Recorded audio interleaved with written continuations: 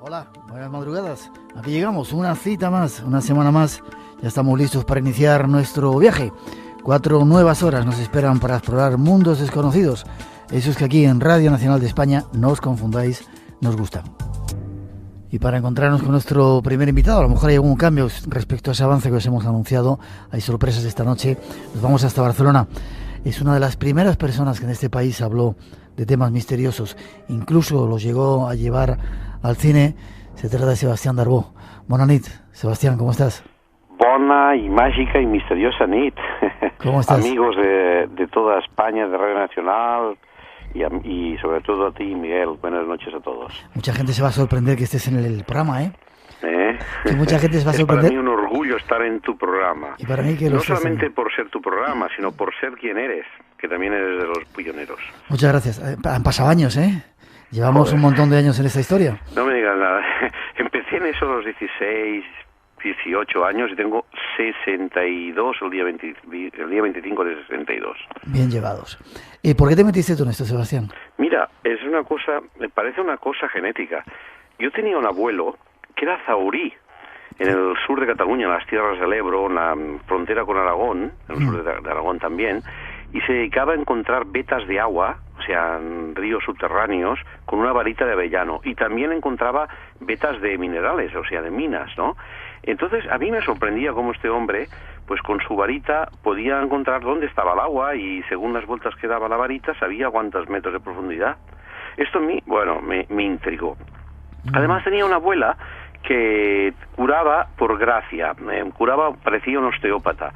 La persona que tenía algún problema de huesos, se los ponía en su lugar. O sea, tenía la gracia de colocar bien los nervios, los músculos, los huesos.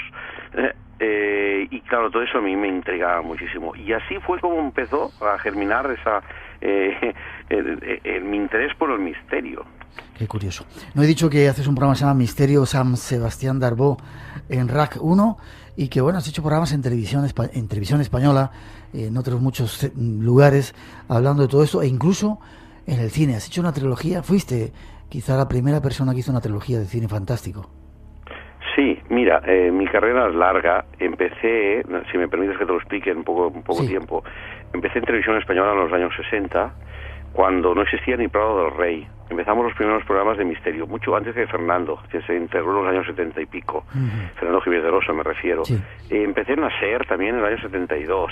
Y la primera revista, Karma 7, que yo soy uno de los fundadores, ¿te acuerdas? Claro, y todo eso yo lo llevé a través de la radio, la televisión y las revistas, pero faltaba el cine. Como yo también había hecho cine y hacía cine, pues cuando tuve oportunidad creé la trilogía de películas sobre cine parapsicológico. No se había hecho nunca en España. Fue en los años 80. Eran Viaje al Más Allá de la Muerte y El Ser. El Ser fue la segunda, y Más Allá de la Muerte la tercera. En el 80, 82 y 86. Por el 84 hice Acosada, en el 88 Cena de Asesinos. Pero estas tres, protagonizadas por el insigne actor del cine fantástico Narciso Ibáñez Menta. ¿Cómo debía ser estar con él, no?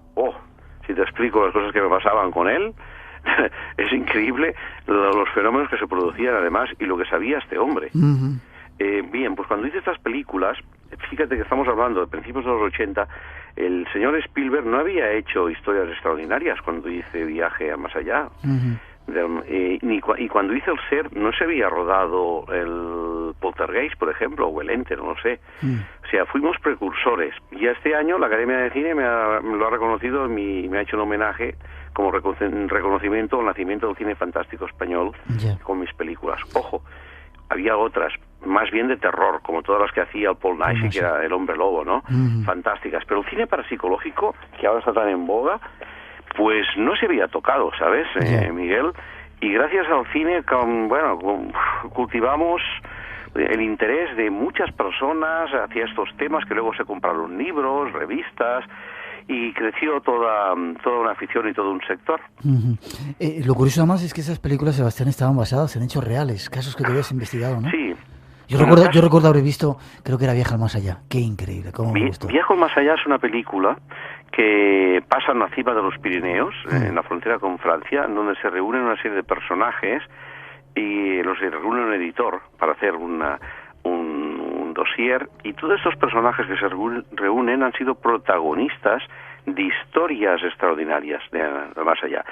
Y claro, hecho con gente, con Ramiro Oliveros, con Emilio Gutiérrez Cava, con Narciso Bañez Menta, con esta gente, como son grandes actores, es fácil trabajar. Y te daba la sensación al acabar la película que habías hecho realmente un viaje a una dimensión desconocida. Seguro. Esto fue extraordinario. Aquella película, me acuerdo yo, que en Barcelona creo que se estrenó en el Cine Fémina, y en Madrid creo que fue en el Coliseum, si no recuerdo, en la Gran Vía. Ahora, como han desaparecido tantos cines en la Gran Vía, ya no sé lo que es lo que hay, pues atraía a la gente a ver nuestras películas. Por desgracia, hay que decir a los oyentes, y debo decirlo yo porque lo he vivido, apareció un personaje que era Pilar Miró, que era una gran compañera de televisión, pero hizo una ley, la ley Miró, y ella quiso con la ley Miró quitar la caspa del cine español y se cargó la industria del cine español. Y desde entonces, tú sabes, y todo el mundo sabe, que el cine de género en España, pues bueno, prácticamente ha desaparecido hasta hace pocos años. Pero bueno, en aquel tiempo hacíamos cine de estos temas y se vendía muy bien en el extranjero. Ya, no vamos a hablaros de cine esta noche. Para eso está nuestra compañera Yolanda, el programa anterior. Vamos a hablaros de misterios. ¿Crees que existe el más allá, Sebastián, después de tantos años, de tantas experiencias, de escuchar tantas historias? Pues mira, después de todo lo que he vivido por el mundo y de haber estudiado casos, investigado y hablado con personas, creo que existe una vivencia trascendente cuando uno muere, Ahora, yo no sabría decir que sea una vivencia de tipo religioso. Yo creo que es puramente energética, Miguel. Es una energía que nos invade y en la cual nosotros entramos dentro, ¿sabes? De alguna forma penetramos y nos convertimos en energía universal y por eso nos sentimos felices y bien y llenos de felicidad, de luz y de placer. Y debe ser esta energía. Porque si no, depende de la religión, uno ve a Dios, el otro ve a Buda, el otro ve a Alá, pero en realidad es siempre una misma energía que nos transporta. Ya. Esta noche con Sebastián Darboux vamos a contar historias del más allá. Él fue una de las pocas personas que ha visto rituales de magia negra, de antropofagia y de canibalismo, que nos lo va a contar también. Y no te preguntaba, antes de pasar ya de lleno al tema, ¿qué tal el brazo? Se cayó hace poco, dice, y el otro día, te operaron, ¿no? Sí, el otro día, Miguel, en el Magic Internacional, que se celebró este fin de semana, intenté levitar por unas escaleras. Bajaba por unas escaleras de mármol y levité. Lo que pasa, sabes, que no supe aterrizar bien. Y me di un batecazo que se rompió el radio de la mano izquierda, o sea, el brazo izquierdo, es decir, la cazoleta, y ahora ya lo llevo mejor. Ya me operaron el martes, ya estoy un poco mejor, ya no me hace tanto dolor, pero fue tremendo, Fue tremendo. Parecía un Robocop con ese brazo. Si te explico lo que me hicieron en el quirófano, para estimular los nervios y ver que me tenían que anestesiar, se me movían los dedos solos. Realmente parecía como un Frankenstein. 2:19, me alegro que estés mejor. 1:19 en las Islas Canarias. Vamos de viaje al más allá. No os perdáis las cosas que nos va a contar este invitado de hoy.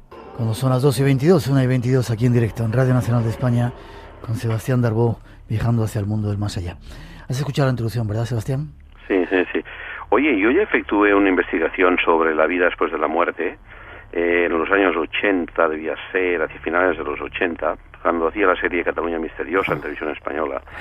Y una persona recién muerta y enterrada en un nicho, le colocamos una cámara con infrarrojos en la bocana de entrada del nicho, y tengo las fotografías, tengo las imágenes y las mostramos por televisión, y vimos, y está fotografiado, cómo se va desparramando, va saliendo energía, una energía luminosa captada en infrarrojos del nicho. O sea, es una energía que desprende el cuerpo del muerto.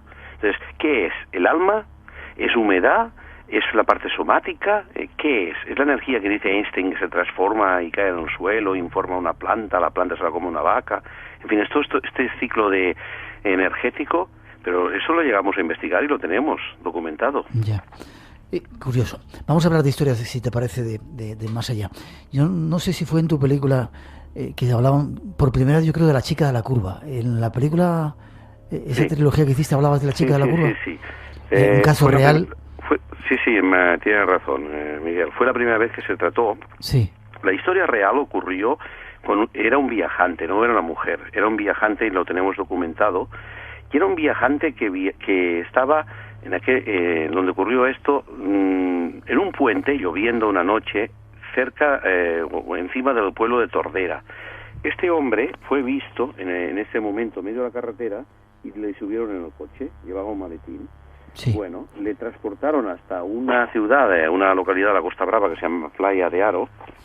Y cuando llegaron a Playa de Aro, que debía ser máximo 25 minutos o media hora de viaje, el hombre no habló en todo el viaje. Cuando llegaron allí, en la primera entrada del pueblo, había un hotel y allí paró para dejarle. El hombre descendió y entró al hotel. Bueno, lo increíble es que allí había una ambulancia en ese hotel. Cuando el conductor entró dentro del hotel para decirle, oiga, este hombre que acabo de dejar aquí, que llevaba un maletín, dice, no, aquí no ha entrado nadie. Bueno, el hombre, después de mucho discutir, porque la historia era un viajante que le conocían y el que llevaba el coche también, en fin, resultó ser que el personaje que habían cogido en ese puente, en esa curva, estaba muerto en el hotel. Y la ambulancia estaba esperando que llegara el juez para llevárselo. Por lo tanto, cuando se investigó, es muy curioso este caso, cuando se investigó de dónde era el hombre muerto, que había sido encontrado media hora antes, bien, resultó que el hombre había muerto media hora antes, pero en el hotel, y que era del pueblo donde lo habían encontrado. Por lo tanto, hemos de pensar que este hombre debió efectuar una proyección psíquica, lo que llamarían quizá proyección astral, y se fue a despedir de sus familiares y de su pueblo. Y allí fue donde fue visto por la otra persona que lo teletransportó, aunque físicamente nunca se podrá demostrar, porque uno dice que lo transportó, el otro dice que los del hotel dicen que no se movió de allí, que murió en el hospital. Esta primera historia que se sacó, o sea, no fue una mujer, aunque luego es verdad que en Báscara, en otras ciudades ocurrió lo de la chica. Existe testimonios en la Policía Nacional de un caso también ocurrido con la chica, en donde se efectuó la denuncia sobre esa chica aparentemente muerta encontrada en una curva y efectuada en una comisaría de Barcelona. Y eso ocurrió en la Serra de Collserola. Sin embargo, nunca sabremos si esta chica fue en realidad vista o no vista. Pero los que lo vivieron aseguran que sí.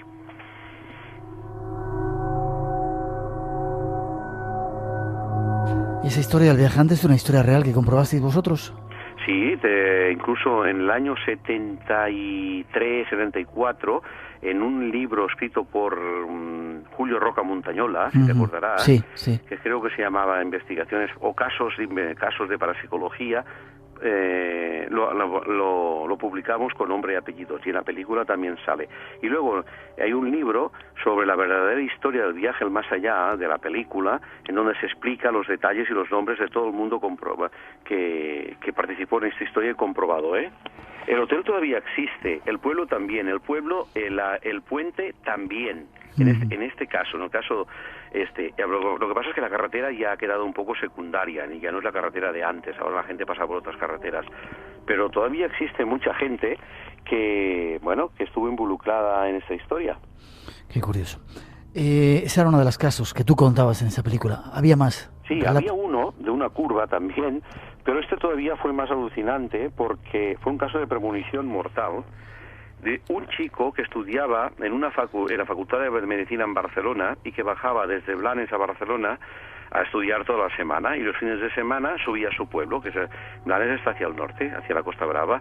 Bueno, pues de repente empezó a soñar que cuando pasaba por una curva se encontraba un camión de cervezas que chocaba contra su coche, que era un 600. Me estás llevando con la historia eso a tiempo atrás. Parece que lo estoy viviendo en otro momento cuando lo relatabas. Qué curioso. Sí, pues este chico empieza a soñar lo que le ocurre, que ve que le atropella en un puente, en una curva, entre Tordera y Blanes, creo que era entre Tordera y Blanes, entre Pineda y Blanes, pero fíjate, estoy hablando de casos del año 70, pasado medio siglo, entre Pineda y Blanes, es verdad, entre Pineda, el otro fue en Tordera, pues que le atropellaba, o sea, un camión que entraba en la curva a excesa velocidad, el camión derrapaba, caía las cervezas, el hombre chocaba contra los 600 y el hombre moría. Entonces, la última imagen que tenía el muerto, podríamos decir, la última imagen que él veía era la esfera de su reloj, parado roto a las 2:20 del mediodía, bueno, con una fecha, no me acuerdo ahora. Entonces esto él se lo explicó a su profesor en la facultad, que era profesor de neuropsiquiatría, el doctor Ricardo Puncernau, que luego se dedicó a la investigación parapsicológica y es el que investigó el caso de la vidente de Garabandal y más tarde las apariciones de Lourdes, o sea, de las últimas videntes de Lourdes. En fin, un caso, gente científica. Bien, el catedrático le dice, oiga, ningún problema, esto es una obsesión. Si su sueño es realidad, vamos. El fin de semana que usted dice que coincide con la fecha, no sé si era el 6 de junio, no me acuerdo qué fecha era. Todavía no había llegado esa fecha, ¿no? Todavía no había llegado la fecha. El día que coincida, vamos a ver qué pasa. Y sí, efectivamente, miraron el calendario y coincidía efectivamente en un sábado, que era cuando él cogía el coche para subir a su casa, el chaval, ¿no? Con el 600.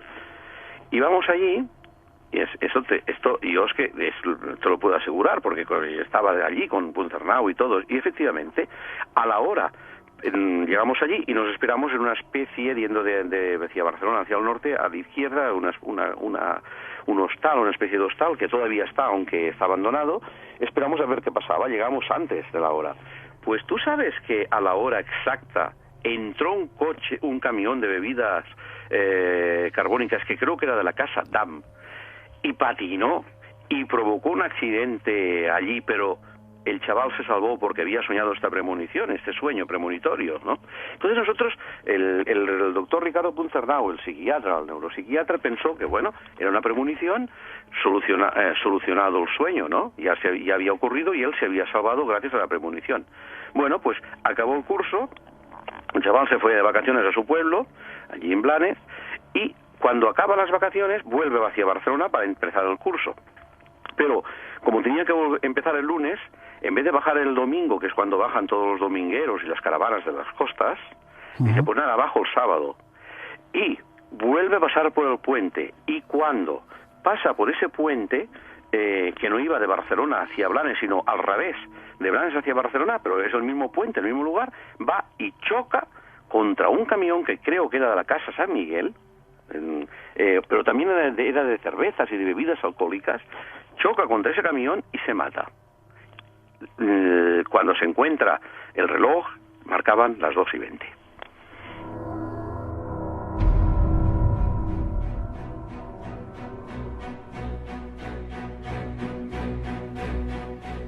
Radio Nacional de España te invita a una experiencia única. Nunca en la historia de la radio se había realizado una experiencia así.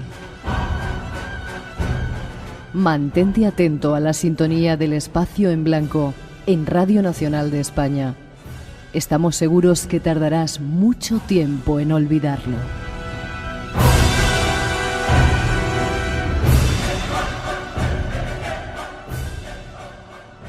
Como no te pierdas estas historias que nos está contando Sebastián Darbo esta noche. Eso quiere decir, Sebastián, que la muerte te espera ahí. Pues mira, quiere decir que el destino realmente, si lo sabes interpretar, se puede evitar.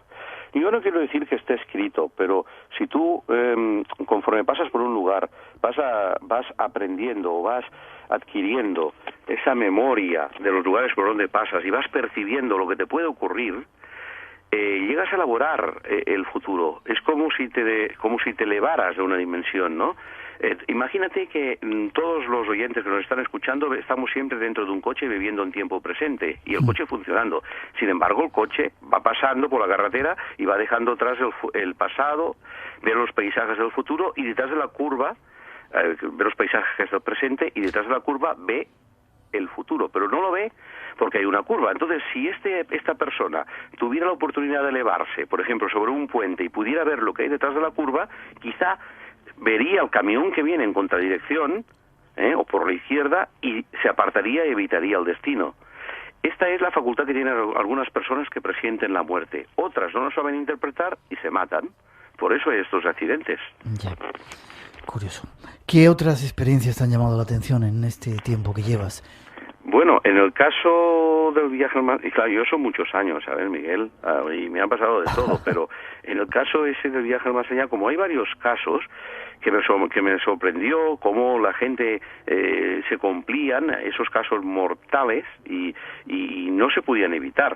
A mí un caso que me sorprendió también fue el del exorcismo de Zaragoza con el padre Francisco de Paula Solá. Cuéntanos. Que exorcizó a una chica de un colegio religioso de Zaragoza, la cual empezó a sentirse poseída por el diablo y acabó en un exorcismo en plena ermita, o como ya queramos llamarle,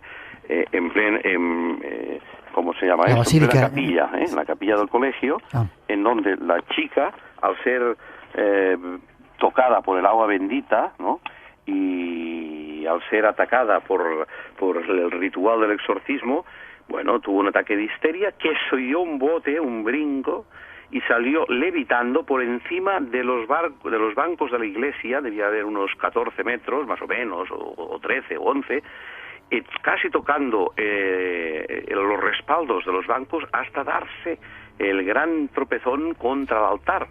Y allí continuó girando en el suelo como una peonza, y el exorcista haciéndole el ritual hasta que poco a poco fue decreciendo su estado. En este caso esto era una psicorragia, una descarga de energía, hasta que finalmente se relajó, quedó extendida, y curiosamente todos los estigmas que le había provocado el agua al tocarle la carne, la piel que le quemaba, desaparecieron automáticamente después, lo que demostraba que era un proceso psicosomático. Pero es sorprendente cómo el ser humano es capaz de producir estos fenómenos parabiológicos.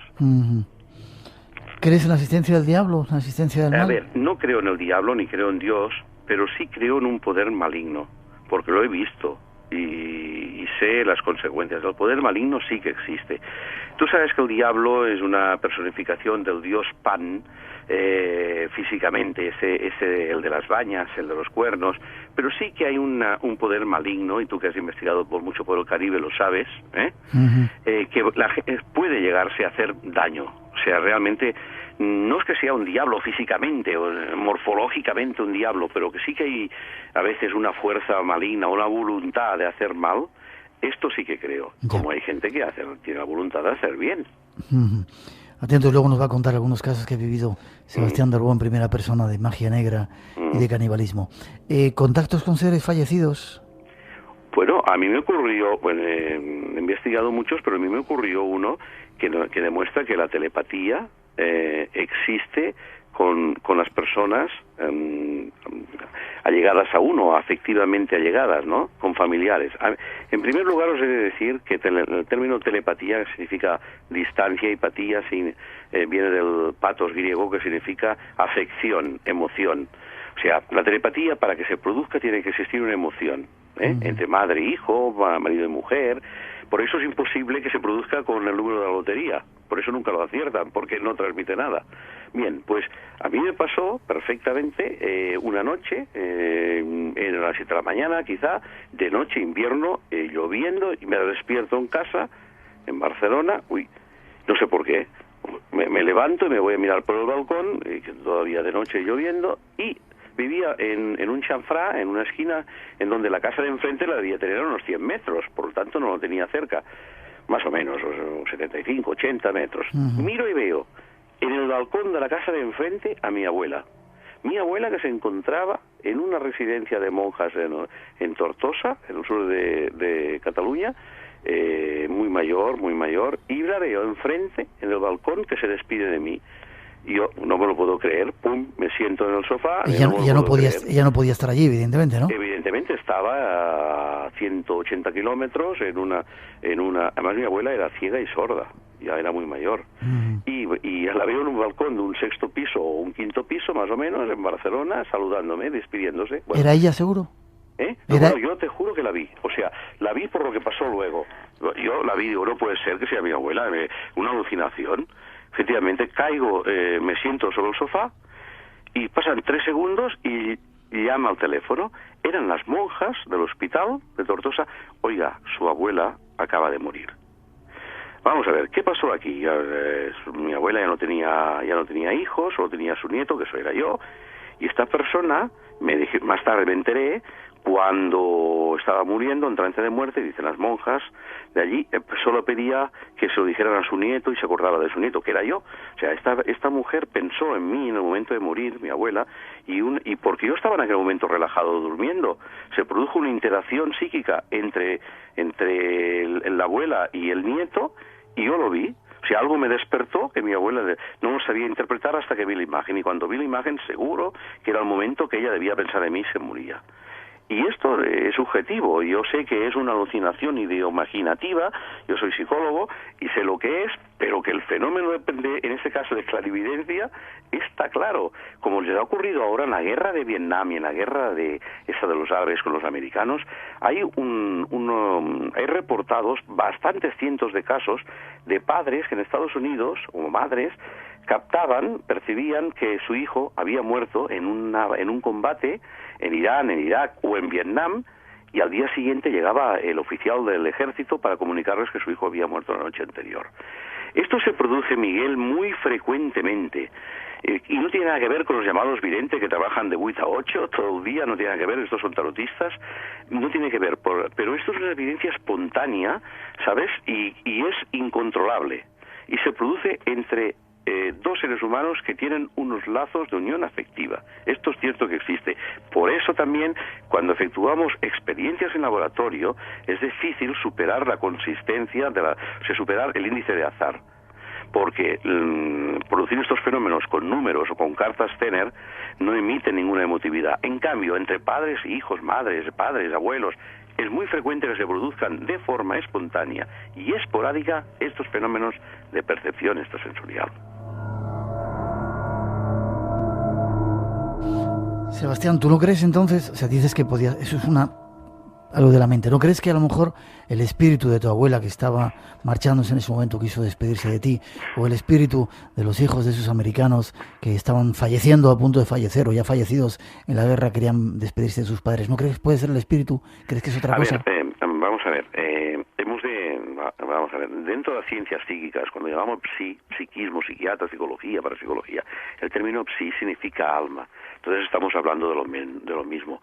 El espíritu, bueno, ya sé que los religiosos pueden decir que es otro ente inmaterial, bueno, pues quizás sí, pero en realidad el espíritu está dentro del alma, o sea, está dentro del cerebro, de la mente. Entonces la mente, psi, yo creo que es el alma, lo que los otros llaman el espíritu. Por lo tanto, si no hay mente, una piedra no te puede transmitir nada, Miguel. Yeah.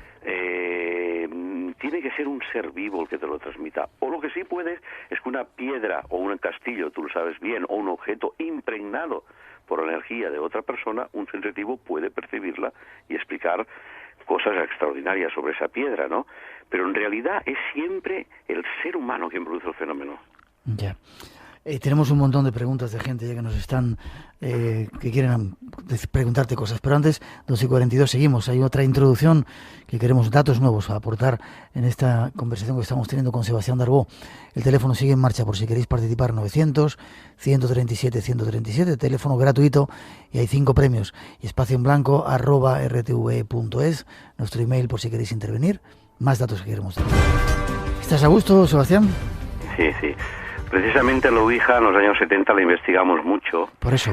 Primero he de decir a los oyentes que yo procedo de la parapsicología seria, ¿no? De laboratorio. He estudiado en la universidad la parapsicología, tuve ocasión de estudiar con el doctor Enrique Novillo Paulí de Reich University, en cursos universitarios de parapsicología. Entonces, es lógico que las explicaciones que yo dé sean más racionales. No niego, Miguel, el fenómeno, nunca, porque es verdad.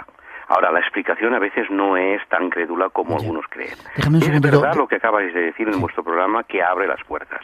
Pero abre las puertas de tu propia mente, a tus profundidades del inconsciente, a tus propios infiernos.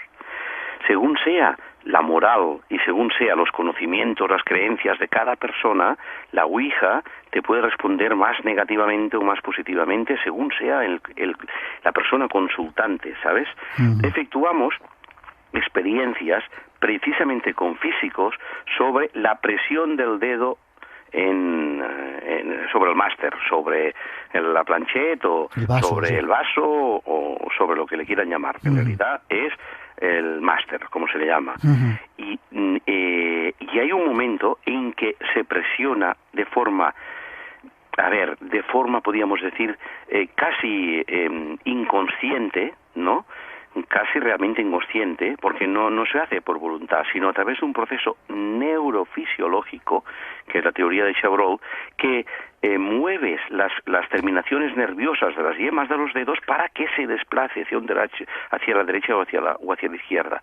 Y en ese estudio físico de la presión del dedo sobre el vaso, sobre el máster, en un momento que veíamos que se podía empezar a empujar el vaso, aunque fuera inconsciente, es cuando se encendía una luz. Y nos estaba demostrando que era la persona que movía la luz. El vaso nunca se movía solo. Ahora bien, Miguel, ¿dónde está realmente el misterio? ¿Cómo es que la Ouija responde a cuestiones enigmáticas que nadie conoce? Ajá. O sea, no es el mecanismo fisiológico que acabamos de explicar, que es neuromuscular.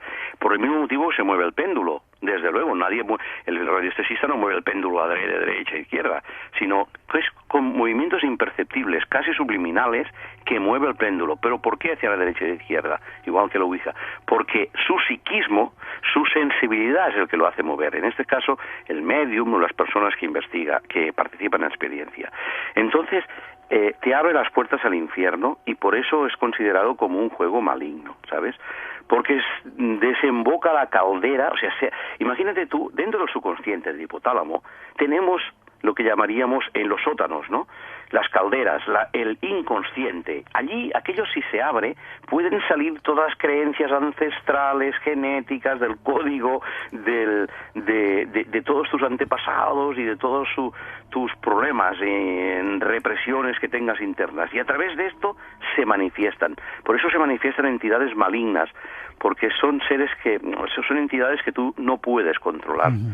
Cuando yo hice la tesis doctoral, la hice sobre doble personalidad, precisamente, y está claro que el ser humano ha llegado a experimentar hasta 14 o 16 personalidades en un solo ser, incluso masculinas y femeninas, positivas y malignas, y todo eso lo llevamos dentro, Miguel. Somos complejos el ser humano. Ya.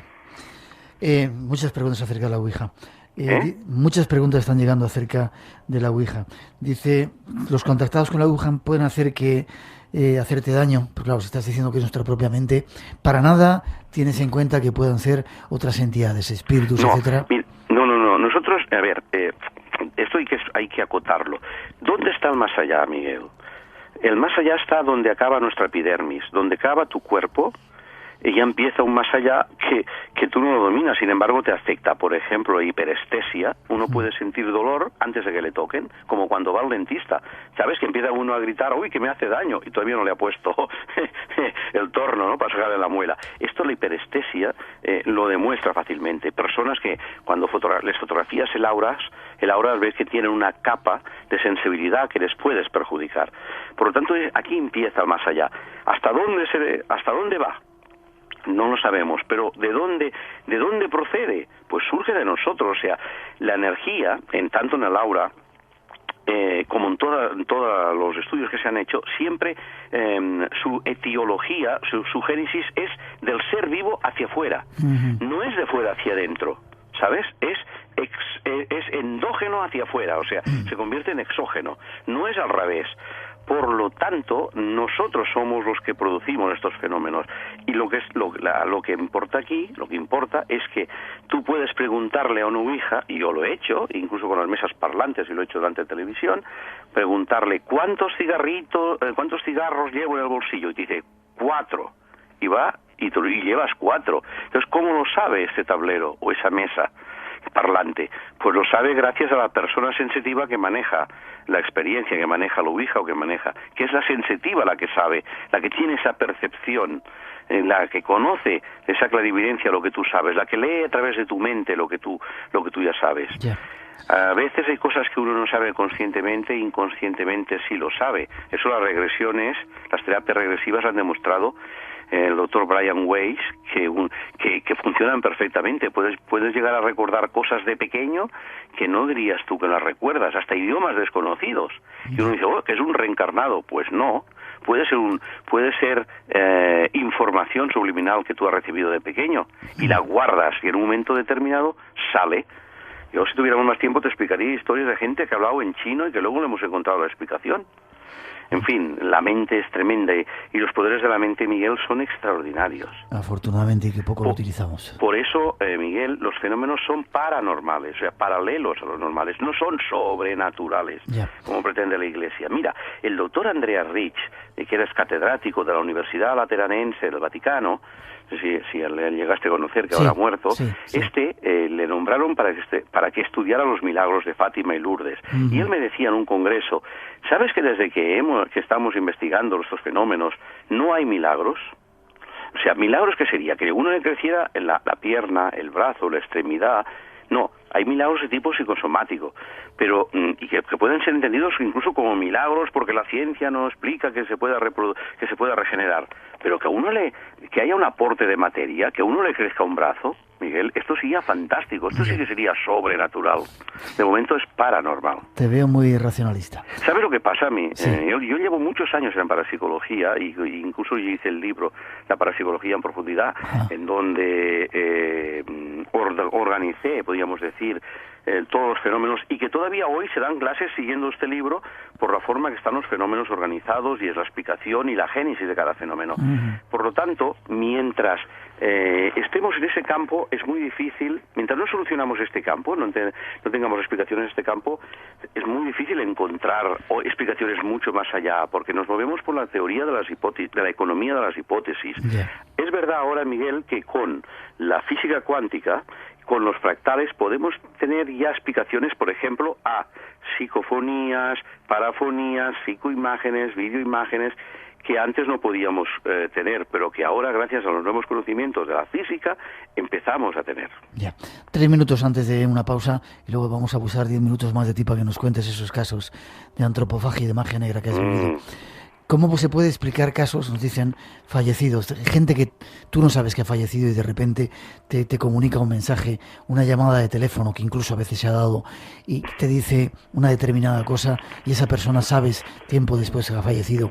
¿Cómo se puede explicar que te avisen de cosas que tú no conoces esas entidades, como si realmente fueran espíritus que vienen? ¿No aceptas la posibilidad de que el alma salga fuera del cuerpo y se manifieste de una determinada manera, independientemente de que muchos fenómenos sean producto de la mente? ¿No das un pequeño margen para el espíritu? Por supuesto que lo doy, hombre.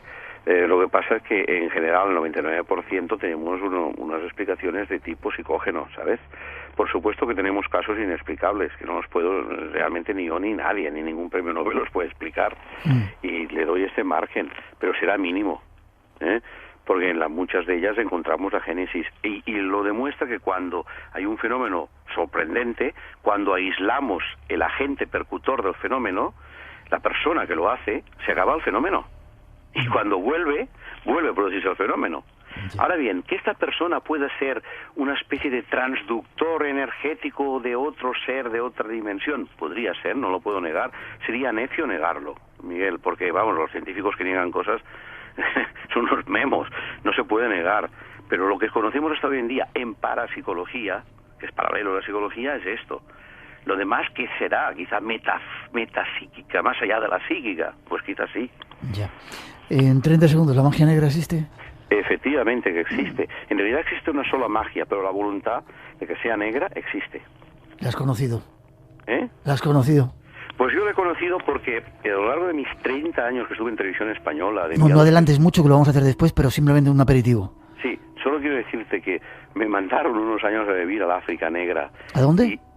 Pues mira, estuve en Camerún, Gabón, Nigeria, Biafra, Guinea, en toda la parte tropical negra, Congo, donde se practica la magia negra y el vudú, y la viví y la vi en primera persona.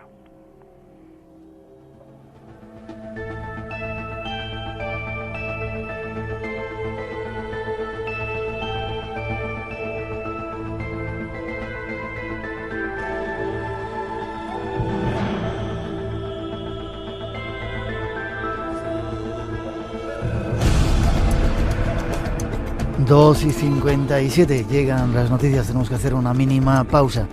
Nos perdáis la segunda parte del programa. Sebastián Darbón nos va a contar en primera persona esas experiencias que ha vivido en ese África Negra, de magia negra, de canibalismo y de cosas raras que parece que no se hacen, pero que se siguen haciendo.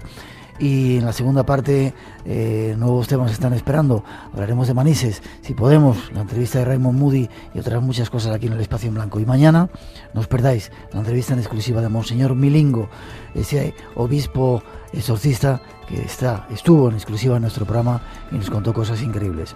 Nuestro teléfono sigue adelante, el concurso 900-137-137 por si queréis intervenir, llamada gratuita, y hay 5 premios esperando. Llegan las noticias, enseguida regresamos, no os vayáis, tenemos mucho que contaros aquí en Radio Nacional de España. 3 y 6, 2 y 6 en las Islas Canarias, seguimos adelante, la segunda hora se pone en marcha. No olvidéis mañana nuestra segunda cita de 2 a 4, 1 a 3 en las Islas Canarias, aquí en Radio Nacional de España, con Monseñor Milingo, y para contaros la historia del Titanic español, una historia increíble, muy poco conocida, que nos va a sorprender. Y ahora seguimos con nuestro primer invitado, Sebastián Darbó. Sigues ahí, Sebastián, ¿no? Sí, todavía no me he desdoblado. Bien, en un poco tiempo más te vamos a entretener. Habías estado en África, en esos diferentes países. ¿Conociste a Macías? Macías Nguema, el dictador y antropófago. Bueno, tenía fama, hay libros que hablan de esto, de ser un antropófago, de comerse las vísceras o los órganos más importantes del enemigo, pero independientemente de su fama, yo lo viví cuando estuve en África, por la negra, por la selva, gente que realmente se comía partes de otro ser humano. ¿De verdad? Es más, y lo digo en primera persona, siempre se habla de quién lo dice, quién lo ha visto. No, yo lo afirmo y lo he visto. Me acuerdo yo, creo que era el día de Navidad de 1969 o 70, creo que era el 69, en la entonces capital de Guinea, Santa Isabel, la ahora Malabo, se ejecutó en el campo de fútbol a una serie de personas, antropófagos, que se habían comido a otras personas. Sí. Y esto es verdad, aunque y es que esto formaba parte de sus creencias, de sus ceremonias, de sus rituales, y ya sabes que entre las tribus estas, las cuestiones étnicas, comerse el hígado de otra persona, de otro hombre poderoso, de otra tribu, era adquirir su poder, o el corazón, su voluntad. Por lo tanto, ahora eso nos parecerá salvaje, pero en siglos pasados se practicaba, y en Hispanoamérica, Latinoamérica, hasta hace mucho, y no sabemos si en el Mato Grosso y en algunas zonas todavía de Brasil, todavía que hay indios salvajes, y todavía se sigue practicando el canibalismo. Yo lo he visto, es que el tema del canibalismo lo he vivido. Como he vivido la magia negra, también he visto como entre tribus... Eso me gustaría que nos contaras, alguna experiencia de esa magia negra que has visto. Sí. Si quieres te lo explico. Sí, por favor. Mira, por ejemplo, yo vi aparte que he visto a los chamanes, hechiceros, concitar la fuerza de los elementos para crear tormentas de arena o de lluvia, para que no puedas salir de una zona, de forma que te condicionan. He visto, por ejemplo, como una muchacha de una tribu que de repente empezó a hacer amistades con el sacerdote blanco y quería convertirse al capitalismo. Al capitalismo, a la religión católica, perdón. El capitalismo ha sido un lapsus. Quería quizá abrazar la religión católica, no lo sabremos nunca, pero se enteraron los de la tribu, le acogieron un objeto personal suyo, creo que eran unas bragas, hicieron unos rituales con sangre y se la mostraron diciendo que te vamos a matar, te vamos a desangrar. Pues a los pocos días, sin motivo aparente, sin motivo médico, sin que nada le clavara ningún puñal, la muchacha se murió de angustia y murió. Esto es magia negra, o sea, con objetos personales, lo típico vudú. Y esto funciona con muñecos, con objetos personales, porque la magia funciona por contacto, funciona por simpatía y se mueve dentro de la ley de la atracción. Y esto es verdad que así funciona, y funciona de verdad, sobre todo para los que creen. Si tú eres incrédulo es más difícil que a ti te afecte, pero para los que creen, desde luego que funciona.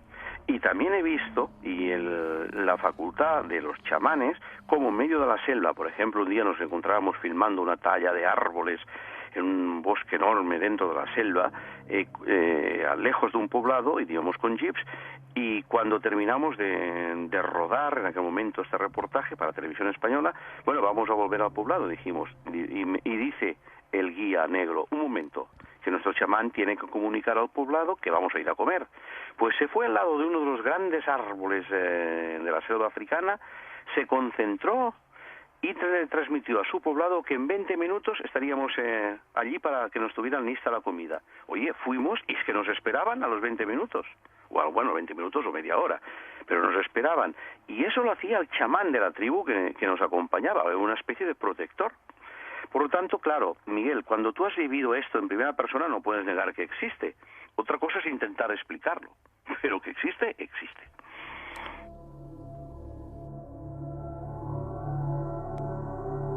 A punto de terminar, Sebastián, ¿qué enseñanzas pueden aportar estos mundos a la gente que de repente ahora se está metiendo y escucha programas y lee las cosas que escribimos o lo que contamos, y lo que ven en televisión? ¿Qué les puede aportar este mundo del más allá y qué precauciones hay que tener?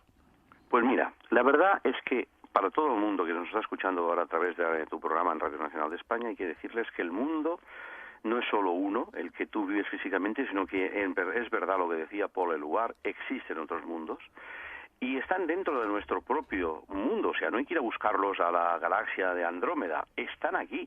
Lo que pasa es que no los conocemos en profundidad y por lo tanto hay que ir ojo a visor y hay que estar a expectativa para estudiar todos los fenómenos, porque todos nos pueden afectar y nos pueden ayudar o nos pueden perjudicar. Solamente hay que conocerlos, como todo, ¿no?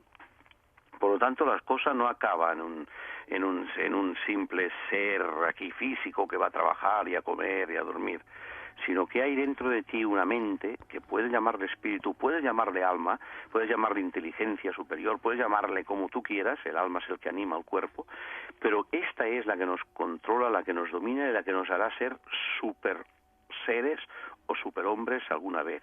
Cuando lo consigamos, entonces conectaremos con el universo. ¿Qué piensas, para terminar, de las profecías estas, el 2012, finales del mundo, etcétera, etcétera? Bueno, tú que conoces también aquella zona, sabes que los mayas eran unos grandes astrónomos y que realmente quedaron unos 4 códices, creo que son, ¿verdad que son 4? Sí. En estas tablillas, estos escritos donde hablaban de ese fin de esa humanidad hacia el 2012, nos están hablando de un cambio de era. Creo que es el 4º cambio de era que ellos ya habían explicado. Por lo tanto, no es que muera el mundo, es que se va a transformar. No es que vayamos a morir, pero que nos vamos a transformar. Y está claro que ya se ha producido el inicio de la transformación. Mira lo mal que vamos, cómo está cambiando todo esto. Y yo creo que sí, que el hombre tendrá que transformarse para mejorar y para poder sobrevivir en este planeta y para no matar a nuestra propia madre tierra. Por último, cuidado con la Ouija, ¿no? Hemos tocado la Ouija y mucha gente nos está preguntando, ¿es un juego peligroso? Andar con cuidado, no dejéis que se abran esas puertas, ¿verdad? Es verdad. Hay que ir con cuidado. O sea, parece un juego, ¿verdad? Y incluso se vende en Estados Unidos y en muchos lugares como juego de, ¿cómo llaman? De psicología experimental. O sea, para practicar tu propio mente lo que te puede decir. Incluso para ellos en esas calderas, de esas puertas del inconsciente que te pueden arrojar una información extraordinaria, bestial y a veces puede perjudicar a tu propia personalidad primaria, ¿no? Es peligroso si no lo controlas, ¿eh? Si te lo tomas en serio es peligroso. En fin, no sé cómo decirlo, quizá esté equivocado decirlo de serio, pero si tú te crees que realmente el que te está hablando te va a dominar, pues te va a llevar a otra dimensión, es peligroso para ti, ¿sabes? Ahora, como una simple experiencia puede pasar, como puede pasar la hipnosis o la telepatía o todo esto, puede pasar. Ahora, si te obsesionas, lo que he soñado, mañana ya no me levanto de la cama porque he soñado que me voy a matar al detrás de la curva, lo tienes mal, Miguel. Más vale no obsesionarse.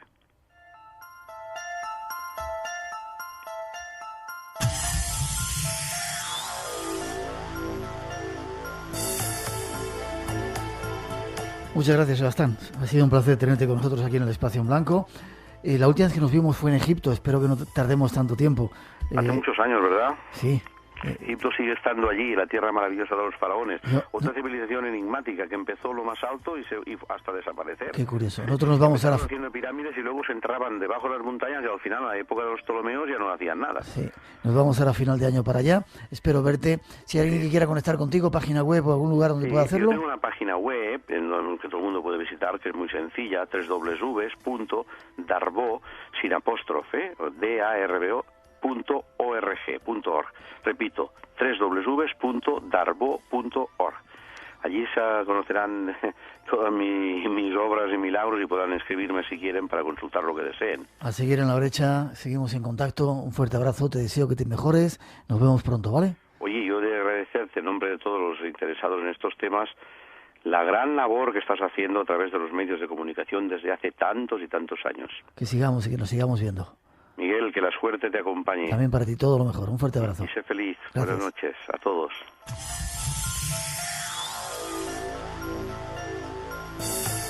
3:16, 2:16 en las Islas Canarias. Seguimos en directo. Había preparado una entrevista con Raymond Moody. Va a tener que esperar un poquito porque en esta semana se cumple uno de los efemérides de uno de los casos más increíbles. Queremos contaros con nuevos testimonios parte de la historia. No os lo perdáis. Más increíbles que pudieron ver algunos privilegiados en Valencia y en otros lugares del caso más fantástico de ovnis, el ovni de Manises. Nos vamos a contaros un poco la historia, a relataros alguna secuencia tratando de arrojar luz, como habíamos dicho en esa introducción. Fran Contreras, nuestro compañero, se encarga de ello. Buenas noches, Fran. Buenas noches, Miguel. Buenas noches a toda la familia de Espacio en Te Blanco. cantamos el feliz cumpleaños, cumpleaños feliz, cumpleaños feliz. Lo más bonito de cumplir años hoy es que estoy haciendo lo que más me gusta con amigos, es hacer radio, es divulgar misterio y con buenos amigos como Paz, como tú y como tanta gente que está al otro lado. Bueno, me alegro que cumplas muchos en nuestra compañía con todo lo mejor que te mereces. Saludar a nuestros compañeros de Málaga. Trini, buenas noches. Vamos a hablar de misterios. Manises, 30 años, algo que empezaba con esta historia, un avión, y luego nos cuenta si quieres la historia. Ahí vamos. Venga. El avión es un tráfico y está aproximadamente a nuestra altura. Ahora estamos librando nosotros 250. Este tráfico andará por entre 23 y 26. 297, recibido, gracias. Barcelona, Estado 297. ¿Me confirma el tipo de avión que puede ser ese tráfico? Viva 297, ¿me confirma si va en su misma dirección? Afirmativo, lo tenemos cada vez más cerca. Barcelona, Estado 297. Solamente puedo ver dos luces rojas fijas, sin flashing.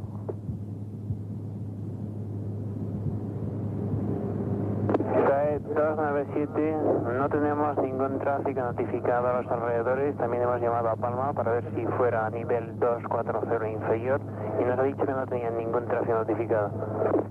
Barcelona, Estado 297, he incrementado el rate de... Ahí empezaba la historia, un avión. ¿Qué pasaba? Cuéntanos un poco los datos. Eso era lo que ocurría, ¿no? Aquel 11 de noviembre de 1979, Miguel, una aeronave, un supercarabel TAE JK-297, comandado por Javier Lerdo de Tejada, que es la persona que escuchábamos, con el resto de sus compañeros como Ramón Zuazu o Francisco Javier Rodríguez.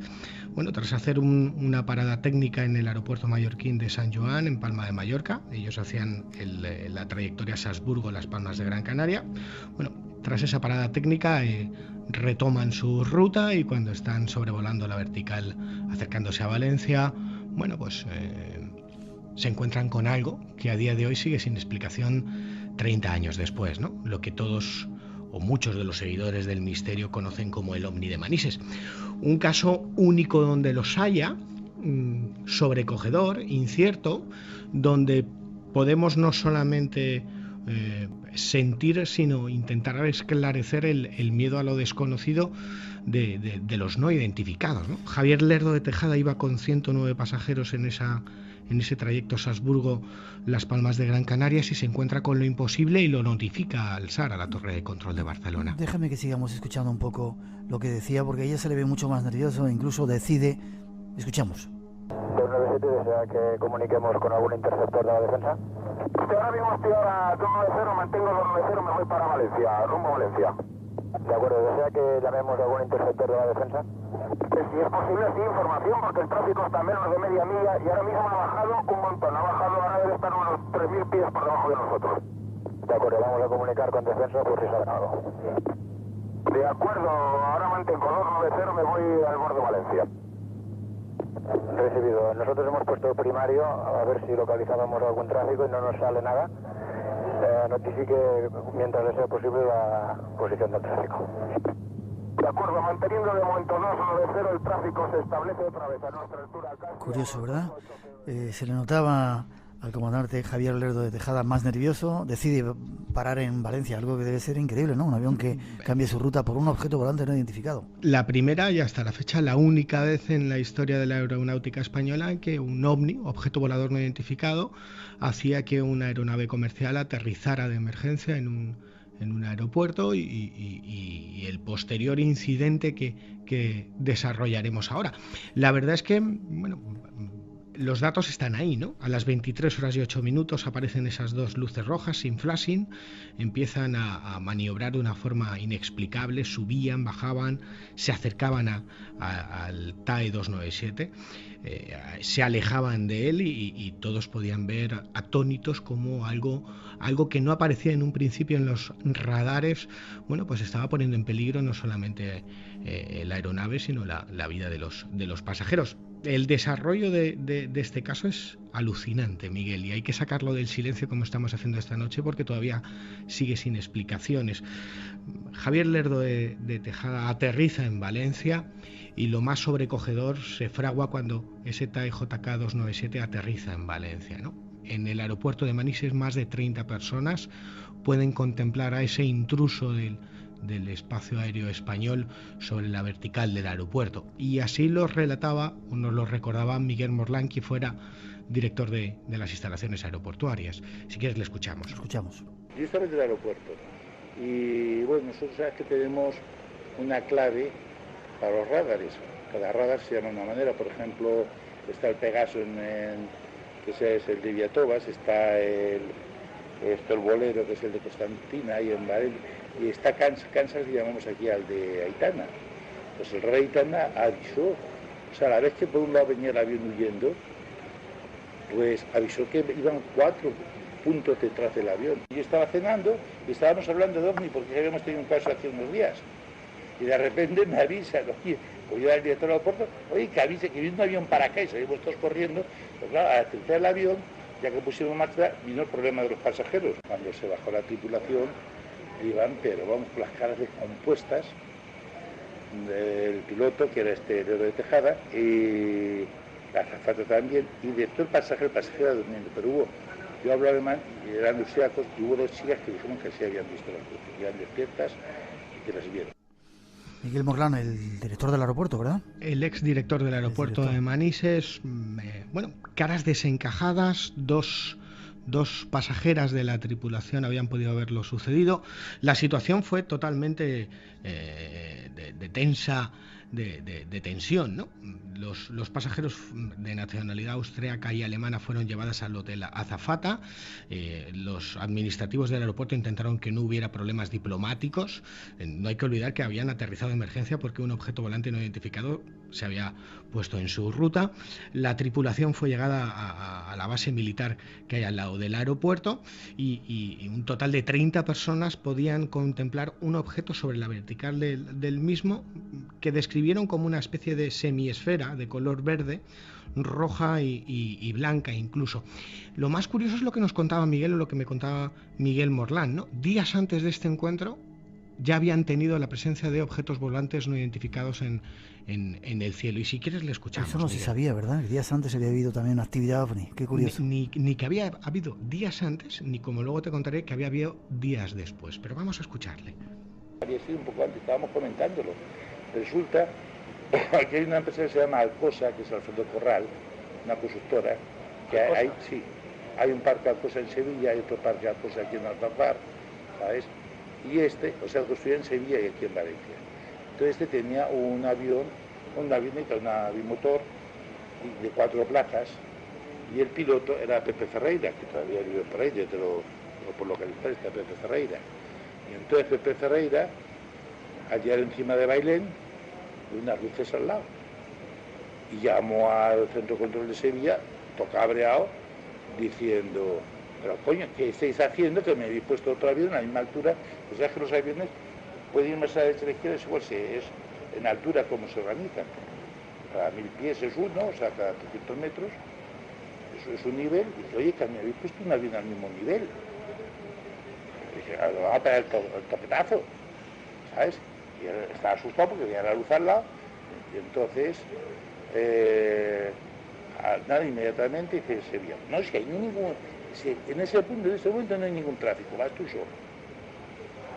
Algo hay en esa discoteca, llaman al centro de control a Bolero, allá a Constantina, y le dice, oiga, lleva usted, le contesta diciendo que llevaba un objeto no identificado volando al lado. Los ovnis empezaban a mostrarse antes del día famoso, ¿verdad? 11 de noviembre ya había habido casos de presencia de no identificados en la zona. Claro, lo más sobrecogedor es lo que se produce nada más pasar o no, nada más tener lugar el aterrizaje del TIE JK297, ¿no? Esto queda en un informe confidencial.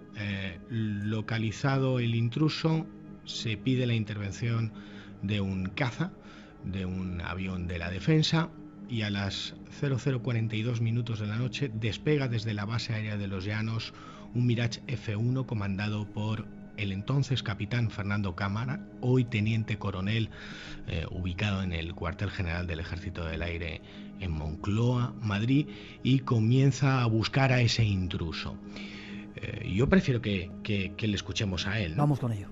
Aceleré a 1,4 de Mach y entonces yo creo que ya ha pasado tiempo, pero vamos, creo que ahí es cuando le vi tenía una forma, la luz esa, le pude apreciarle una forma que era como de un tronco de cono, y la luz le salía toda de dentro. Yo no conozco, dentro de mi experiencia profesional, pues no conozco ningún aparato que actualmente que haga estas cosas, pero sobre todo lo raro es que se mantenga parado y que no, y al mismo tiempo también que no tenga ninguna fuerza, ninguna fuente de calor, porque a la distancia que estaba, si tuviese alguna fuente de calor la habrían detectado los misiles. Y lo dice una persona acostumbrada a volar y a ver cosas extrañas, ¿verdad? Testigo de élite, Sí. dirían los militares, ¿no? Y así lo contaba a las cámaras de televisión española. Fernando Cámara, como te decía, a las 00:42 despega con ese Mirage F-1 desde la base aérea de Los Llanos, bajo la orden del capitán Moreno.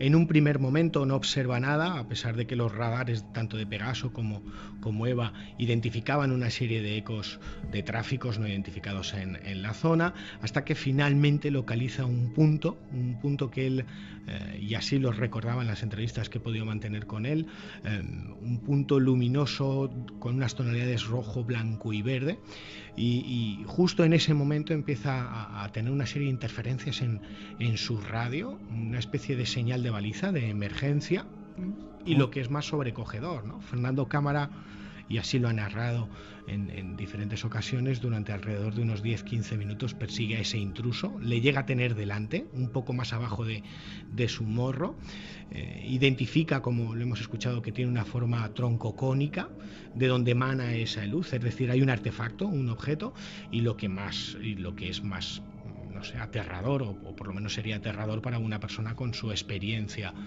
es que cuando está en la Carlinga siente que es bloqueado. Es decir, que su sistema es detectado, hay un sistema de radar de onda corta, normalmente lo llevan los misiles, que atenaza todos sus sistemas.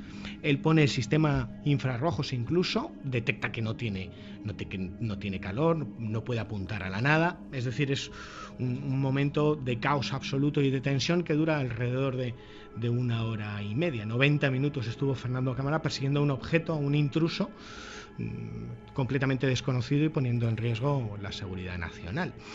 Lo más sobrecogedor es que no es el único caso, Miguel.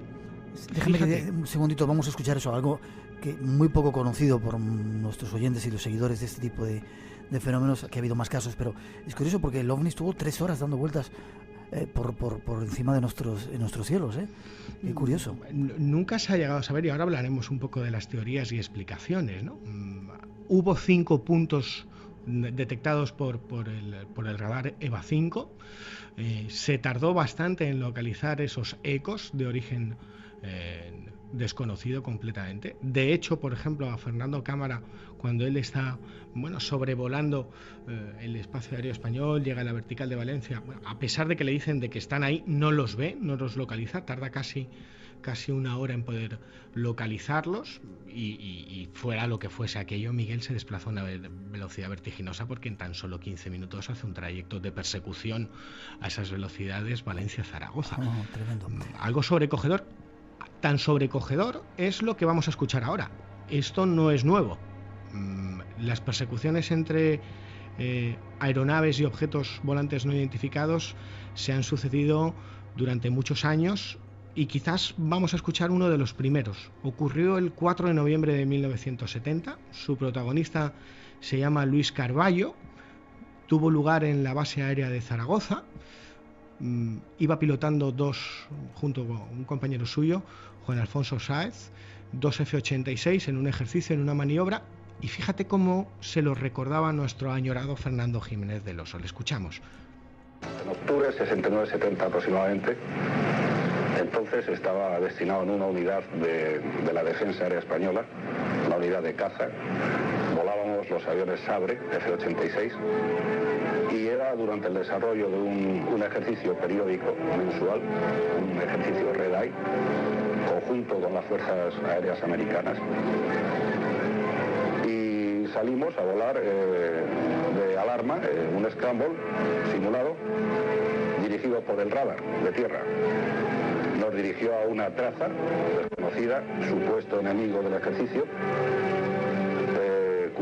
cuya traza teníamos que interceptar. Íbamos dos aviones en formación cerrada y nos dirigimos al punto donde nos mandó el radar. El radar tenía un eco que se le desplazaba a una velocidad y en unas circunstancias no conocidas, o al menos no común. Nosotros no tuvimos contacto inicial visual con el objeto y después de varias interceptaciones frustradas, pues procedíamos a la base sin haber logrado encontrar el avión o el objeto en cuestión.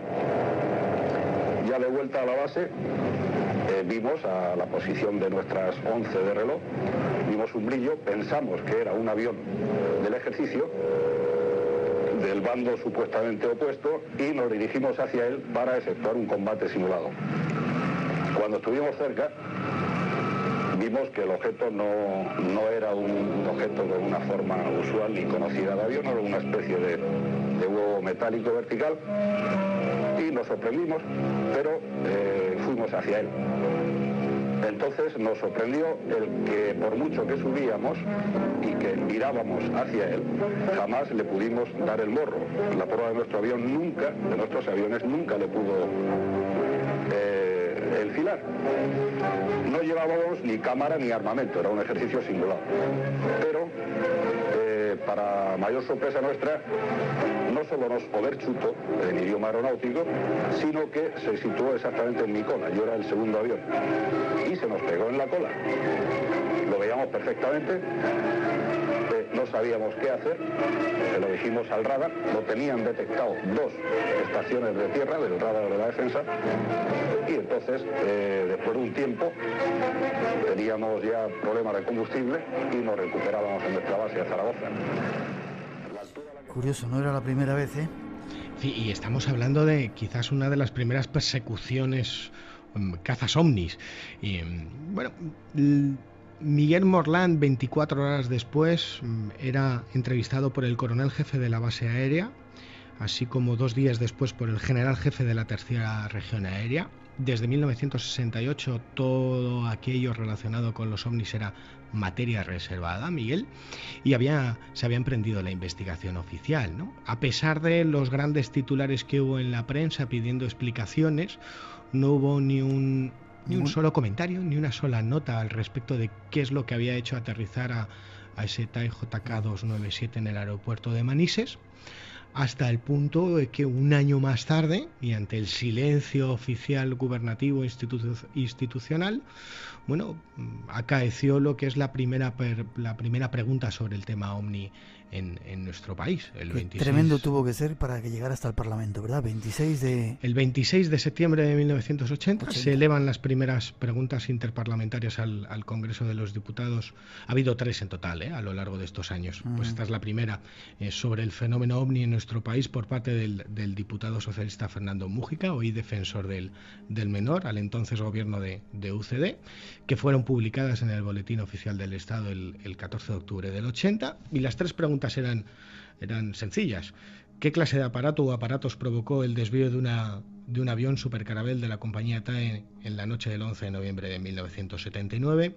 ¿Por qué 3 tráficos desconocidos permanecieron durante más de 4 horas sobre el espacio aéreo español? Lo que comentabas antes. ¿Qué clase de aparatos obligaron al despegue en alerta de un Mirage F-1 de la base aérea de Los Llanos? Bueno, a día de hoy, 3 décadas después, el silencio sigue siendo la respuesta. Y así lo contaba Fernando Mújica en el telediario de Televisión Española. Vamos a escucharle. La respuesta del gobierno es una respuesta, diríamos, convencional, como la de otros gobiernos, otros países que se han visto sometidos al mismo control parlamentario. Continuamos investigando, no podemos dar ninguna información, proseguimos estudiando el fenómeno. Qué curioso, defensor del pueblo es Mújica. Sí, hablábamos, fíjate, que había habido en los días previos al incidente de Manises casos ovni, ¿no? Lo más sobrecogedor es que 6 días después, el 17 de noviembre, un compañero de Fernando Cámara de promoción sale igualmente de la base aérea de Los Llanos ante una notificación de Scramble y vive algo tremendamente sobrecogedor, y es el encuentro con otro objeto volante no identificado. El piloto vive las mismas experiencias o parecidas a Lerdo de Tejada. Primero una interferencia, igual que Fernando Cámara, primero una interferencia. Aquel objeto le hace una pasada que lo deja tiritando, permíteme que hable así. Incluso, según el informe oficial hoy desclasificado, chamusca los remaches de la aeronave. En ese momento decide desconectar la radio por esas interferencias, y con la radio desconectada, y esto no es algo que te cuente yo, sino que está ahí en los informes desclasificados por el Ejército del Aire, escucha las voces de unos niños que dicen: hola, ¿cómo estás? Esto es tremendo, ¿eh? Hola, ¿cómo estás? Nunca se supo realmente qué pasó. Lo que sí que se supo es que cuando descendió el piloto tuvo que ser ingresado en un centro psicológico durante varios días, y luego se hizo el pertinente informe. Increíble. Las preguntas están ahí. Sí. Es curioso porque algunos que criticaban este caso decían que si eran la flota americana que estaba, chimeneas de escombreras en Murcia. Explicaciones ha habido de todo tipo y para todos los gustos, ¿no? La primera fue la de un prototipo militar. Y te puedo decir que ningún avión de la Sexta Flota ni ningún navío de la US Navy se encontraba en la zona del incidente cuando tuvo lugar el caso, y no es algo que diga yo, sino que lo explicó el máximo responsable de la USAF a los medios de comunicación en aquella época, ya que se relacionó porque la Sexta Flota estuvo en los días previos haciendo maniobras en el Mediterráneo. Hubo incluso quien afirmó que el no identificado fue producto de la confusión visual con las luces de las torres de combustión de la refinería de Escombreras, algo completamente ilógico, sobre todo con el testimonio de Fernando Cámara, porque ellos que trabajan y que aprenden en la Academia de San Javier están acostumbrados a ver esos reflejos, y sobre todo por la detección del radar. Lo único cierto es que el misterio sigue ahí, que toda la información que fue desclasificada, 142 folios en 1994, permanecen con una conclusión por parte del juez informador desconcertante, ¿no? Origen desconocido. Yo me haría una pregunta, o haría varias preguntas 3 décadas después, ¿no? ¿Por qué en la información desclasificada del caso falta el informe del director del aeropuerto de Manises, al que hemos escuchado, Miguel Morlán, así como el del piloto militar que persiguió al OVNI, Fernando Cámara? Tú quieres saber mucho. ¿Por qué ni la interpelación parlamentaria que suscitó el caso en 1980, ni la desclasificación del incidente en 1994 han aclarado qué clase de objeto obligó a tomar tierra un avión con pasajeros y a ser perseguido por un caza? Y sobre todo me hago interrogantes reflexivos. Quizás porque casos como el de Manises avalan la existencia de objetos de naturaleza desconocida violando nuestro espacio aéreo español, de naturaleza quizás extraterrestre? Fran, seguimos adelante. Felicidades, feliz cumpleaños. Nos vemos prontito, seguiremos investigando este y otros casos. Buenas noches. Fuerte abrazo. Saludos a Trini Borrás, gracias por vuestro trabajo ahí en Málaga. Nos vemos pronto.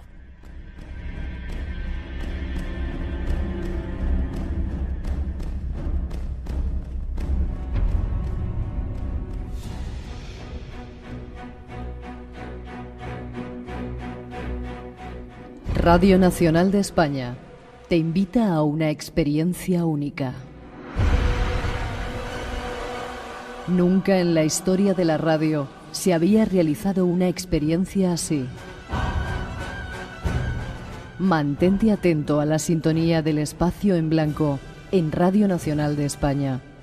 Estamos seguros que tardarás mucho tiempo en olvidarlo.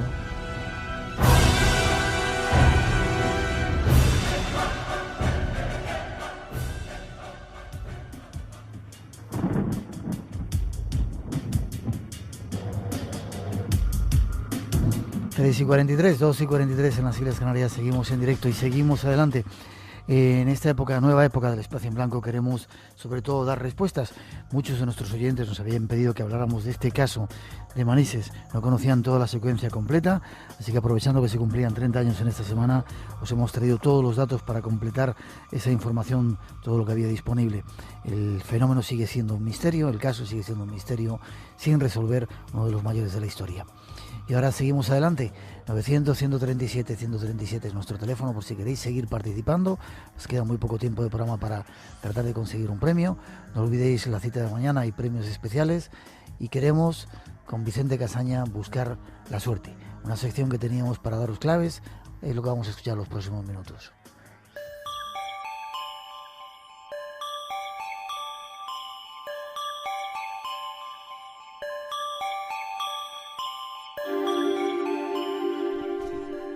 Tu suerte es una condición vital que tienes en exclusiva, pero hasta que la descubras por ti mismo nunca será verdad para ti.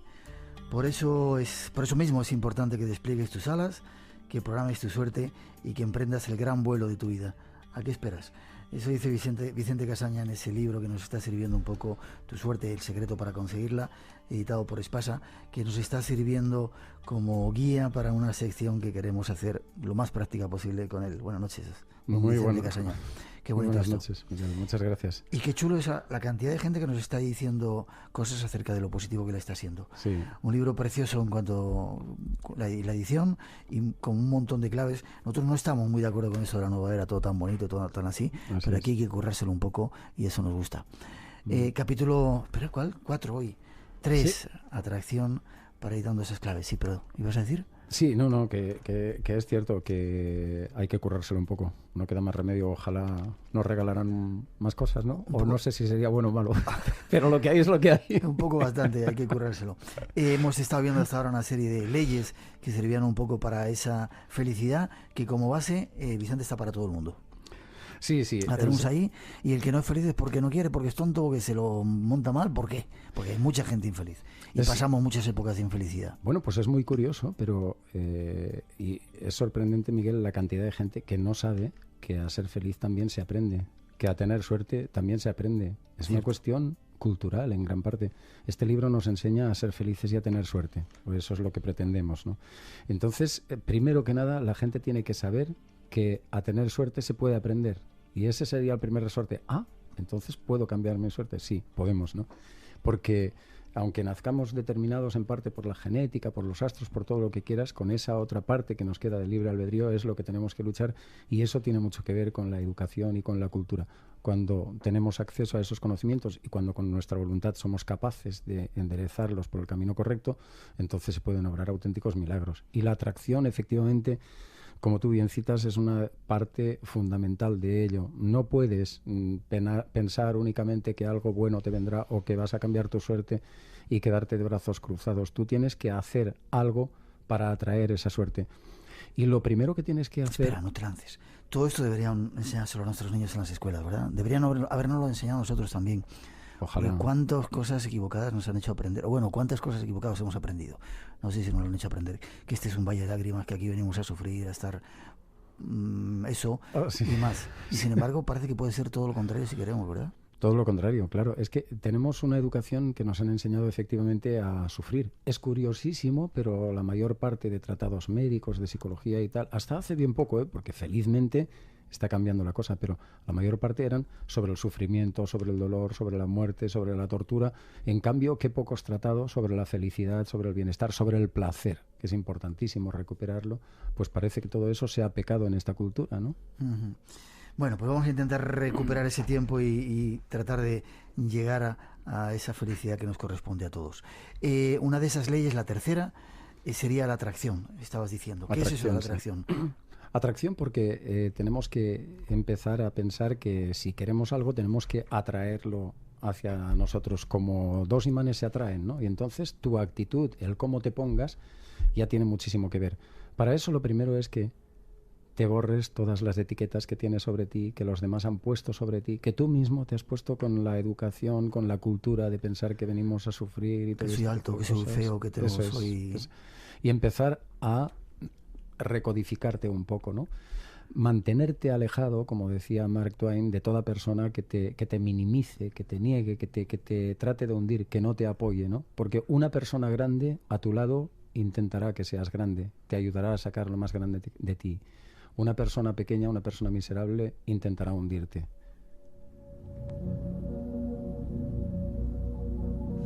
Eso está muy bien. Hay veces que vas por la calle y escuchas conversaciones entre parejas y es increíble cómo se tratan o de qué manera, ¿verdad? Es cierto. Y cómo están dispuestos a dejarse tratar, ¿no? Pero porque hay gente que tiene esa necesidad de ser tratado así, porque lo han educado así, porque cree que eso es lo normal o eso es lo que tiene que tener en la vida. Se predispone muchísimo. Hay mucha gente que cae en relaciones equivocadas y en estas relaciones de proyección de las que hablan los psicólogos muchas veces esperas de la otra persona que saque cosas que en verdad tú tienes pero que no has tenido el valor de sacar o de descubrir, para bien o para mal en algún sentido, y eso verdaderamente es muy problemático. Pero la relación debería ser algo sumamente libre y maravilloso. Cuando hay más amor, hay menos celos, hay menos posesividad y más ganas de hacer feliz y de engrandecer a la otra persona, ¿no? De permitir que en ese terreno de libertad se encuentren los dos, crezcan, bailen, se separen, se junten y que sea una danza maravillosa, pero de libertad total. Y una persona que te quiere es una persona que intenta que seas feliz y que intenta dejarte crecer. Esto cada día está siendo más profundo, ¿eh? Esto cada día está siendo más profundo. Habrá gente que esto no lo entenderá porque es muy curioso, pero dicen que recientemente los jóvenes parece que les gusta que los otros, que su pareja tenga celos, que entienden que eso es cariño, es afecto, es conceptos erróneos, claro. Sí. Bueno, saber lo que queremos. ¿Cómo sabemos lo que queremos? Hay gente que ni siquiera lo sabe. Ese es el principal problema. Y le preguntamos a la gente y casi nadie sabe lo que quiere. Yo quiero ser feliz.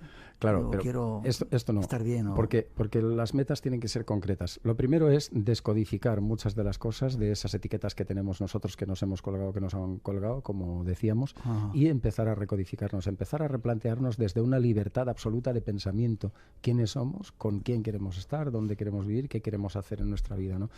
Y el saber qué quieres tiene que ver más con las pasiones, con qué te mueve. Tú sabes qué quieres cuando lo que estás haciendo te hace bailar, te hace reír, te apasiona, sí. Cuando estás siguiendo una pasión, te lo pasas de maravilla, eres feliz. Aunque esté equivocada. Es difícil que una pasión esté equivocada, ¿no? Puede haber pasiones autodestructivas, sí, pero eso ya cada uno, ¿no? Evidentemente, pues no sería lo más adecuado, pero estamos hablando de caminos constructivos cuando tú sigues algo que te hace feliz, que te hace una pasión, y el estar equivocado o no, también tendríamos que ver, que recodificar si es en función de lo que nos han inculcado socialmente o por educación, porque quizá no esté tan equivocada, ¿no? Pero lo que está claro es que cuando tú estás haciendo tantas cosas a regañadientes que te hace sentir mal, que en la relación, que no vas a gusto a casa por la relación, o que vas mal a tal sitio, o que todo te resulta tan obligado, es que estás totalmente en contra de lo que siente tu corazón.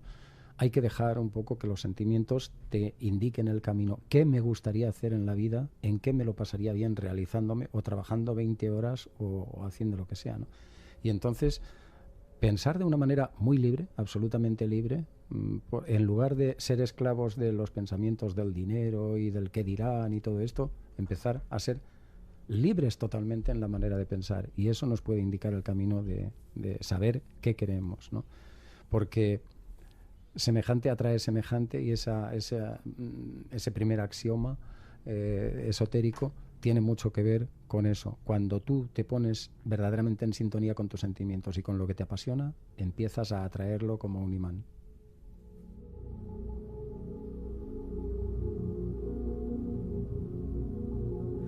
En tu libro dices, clarifica y concreta tus mensajes, y después... Sí, es que tiene mucho que ver con lo que tú decías también, Miguel, que la gente dice, yo quiero ser feliz, pero eso no es decir nada. Igual que si dices, no, es que yo quiero ser rico, no estás diciendo nada. Tienes que decir cuánto quieres ganar al mes. Claro, concretarlo. Concretarlo. Vale. Da igual que sean 1.000 euros, que 10.000 euros, que 1 millón de euros, pero tienes que concretarlo. Y una vez lo has concretado, pensar qué estás dispuesto a hacer para conseguir eso. Que sea legítimo, que sea de buen rollo. No voy a robar, ¿no? Por supuesto, ¿no? Pero entonces, si tú estás con una mente muy estructurada, concretas exactamente el mensaje y estás dispuesto a luchar exactamente por lo que quieres, entonces te vas acercando. Pero si tú no concretas y dices que quieres ser feliz o quieres ser rico, nunca llegarás ni a ser feliz ni a ser rico. Yeah. Porque no estás concretando. Y no solamente hay que concretar, tienes que concretar y después decir a qué estoy dispuesto, cuánto tiempo estoy dispuesto a trabajar, o en qué estoy dispuesto a trabajar o a sacrificar, o qué me dejo de mis horarios para dedicar los horarios a lo que tendría que hacer de otra manera, y todo eso reestructurar la vida. Pero hay mucha gente que lo ha conseguido con una férrea voluntad y clarificando exactamente lo que quiere. Intención y compromiso. Comprometerte a esas cosas una vez que luego has... Sí, efectivamente, ¿no? Porque esta es cuando te comprometes verdaderamente a dar lo mejor de ti mismo, es cuando tu suerte empieza a sonreír, no antes, ¿no? Hay gente que espera que haya una guía, una luz, o que alguien le muestre el sendero o el camino, y así no se llega a ningún sitio. Tú comprométete, ten la firme intención de llegar donde quieres llegar, con esa clarificación y esa concreción que te has marcado antes, y entonces el destino te irá guiando. Curioso. Terminando, para traer tu suerte tienes que reinventarte a ti mismo. Emprende el vuelo. Tu suerte es una condición vital que debes cultivar tú mismo, y tienes que saber quién quieres ser y qué quieres hacer. Luego habla alto y claro, que el universo te oiga. Qué curioso.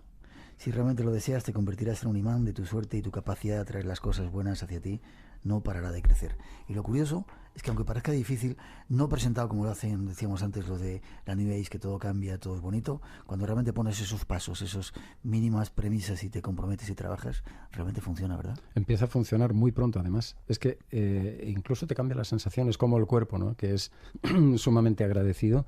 Tú trabajas el cuerpo físicamente, trabajas algún tipo de ejercicio, y el cuerpo empieza a responderte, y eso te genera una autoestima, una confianza.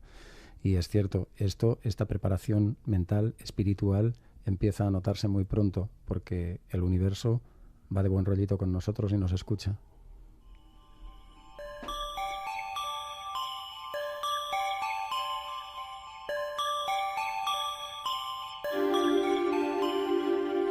En serio, nos hemos tomado, valga la redundancia, muy en serio esta sección, porque sabemos que funciona.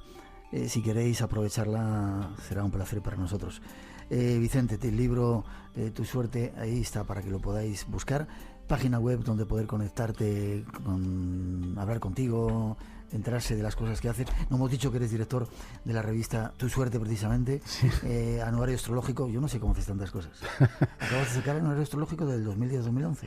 Sí, el anuario astrológico, felizmente ya vamos por la edición casi 20 años sacando este anuario, que es un bestseller en toda América y en España, y está, como ves, precioso, es una auténtica obra de arte, ¿no? Y lo más bonito es la cantidad de gente que nos escribe de todos los países diciendo que el anuario astrológico se convierte en una guía de su vida, que lo tienen en la mesilla de noche, que lo tienen en la mesa del despacho, que se guían muchísimo por él, ¿no?